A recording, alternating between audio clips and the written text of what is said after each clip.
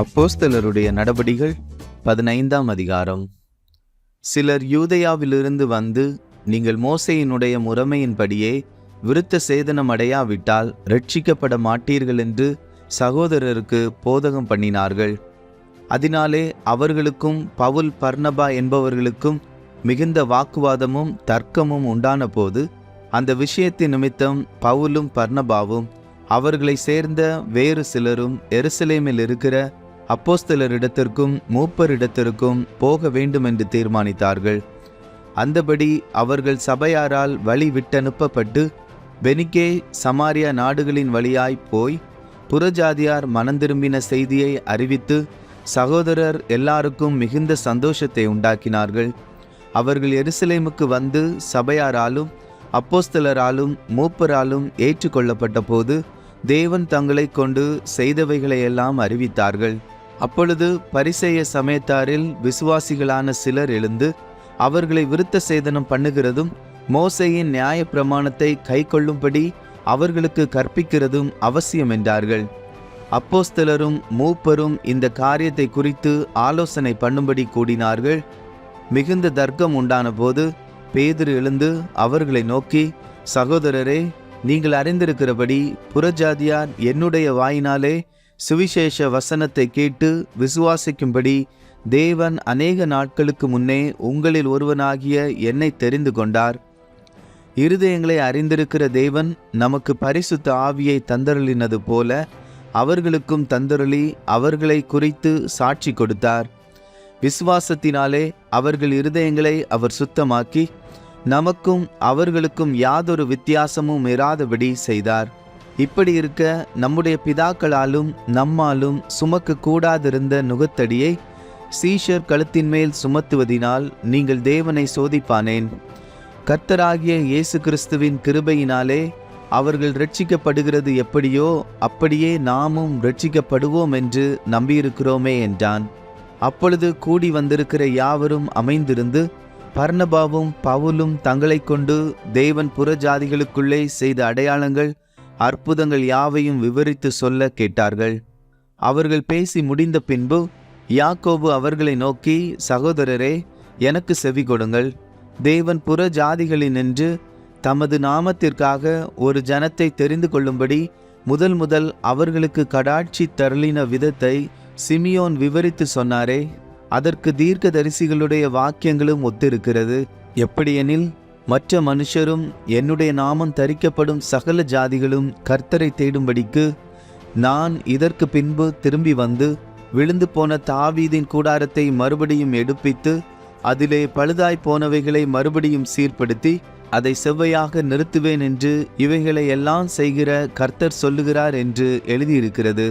உலக தோற்றம் முதல் தேவனுக்கு தம்முடைய கிரியைகளெல்லாம் தெரிந்திருக்கிறது.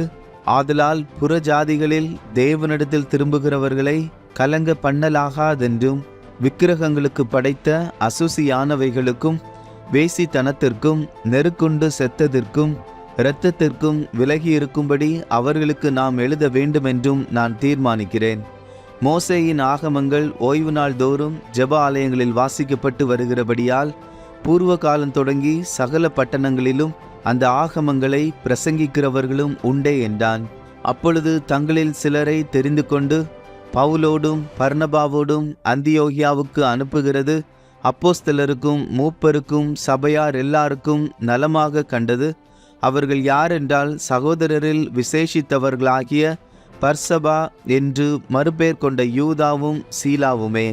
இவர்கள் கையில் அவர்கள் எழுதி கொடுத்து அனுப்பின நிருபமானது, அப்போஸ்தலரும் மூப்பரும் சகோதரருமாகிய நாங்கள் அந்தியோகியாவிலும் சீரியாவிலும் சிலிசியாவிலும் இருக்கும் புறஜாதியாராகிய சகோதரருக்கு வாழ்த்துதல் சொல்லி எழுதிய நிருபம் என்னவென்றால், எங்களால் கட்டளை பெறாத சிலர் எங்களிடத்திலிருந்து புறப்பட்டு நீங்கள் விருத்த சேதனம் அடைய வேண்டுமென்றும் நியாய பிரமாணத்தை கை கொள்ள வேண்டுமென்றும் சொல்லி இப்படிப்பட்ட வார்த்தைகளால் உங்களை கலக்கி உங்கள் ஆத்துமாக்களை புரட்டினார்கள் என்று நாங்கள் கேள்விப்பட்டபடியினாலே நம்முடைய கர்த்தராகிய இயேசு கிறிஸ்துவின் நாமத்திற்காக தங்கள் பிராணனையும் ஒப்புக்கொடுக்க துணிந்தவர்களும் எங்களுக்கு பிரியமானவர்களுமாய் இருக்கிற பர்னபா பவுல் என்பவர்களோடும் கூட எங்களால் தெரிந்து கொள்ளப்பட்ட சில மனுஷரை உங்களிடத்திற்கு அனுப்புகிறது ஒருமனப்பட்டு கூடின எங்களுக்கு நலமாக கண்டது. அந்தபடியே யூதாவையும் சீலாவையும் அனுப்பியிருக்கிறோம். அவர்களும் இவைகளை வாய்மொழியாக உங்களுக்கு அறிவிப்பார்கள். எவையெனில் விக்கிரகங்களுக்கு படைத்தவைகளுக்கும் இரத்தத்திற்கும் நெருக்குண்டு செத்ததற்கும் வேசித்தனத்திற்கும் நீங்கள் விலை இருக்க வேண்டும் என்பதே. அவசியமான இவைகளை அல்லாமல் பாரமான வேறொன்றையும் உங்கள் மேல் சுமத்தாமல் இருப்பது பரிசுத்த ஆவிக்கும் எங்களுக்கும் நலமாக கண்டது.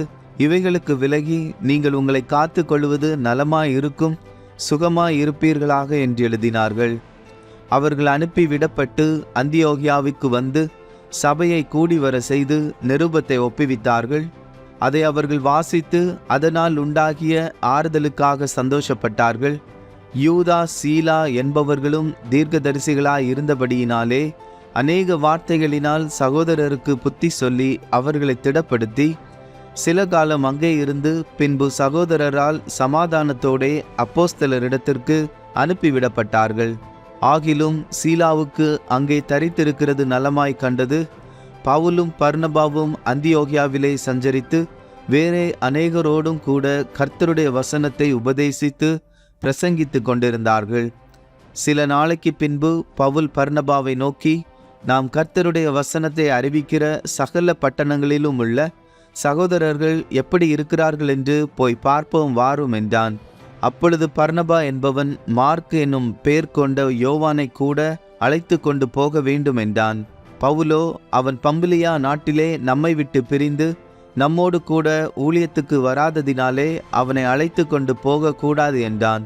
இதை பற்றி அவர்களுக்குள்ளே கடும் கோபம் மூண்டபடியினால் அவர்கள் ஒருவரை ஒருவர் விட்டு பிரிந்தார்கள். பர்னபா மார்க்குவை கூட்டிக் கொண்டு கப்பல் ஏறி சீப்புரு தீவுக்கு போனான்.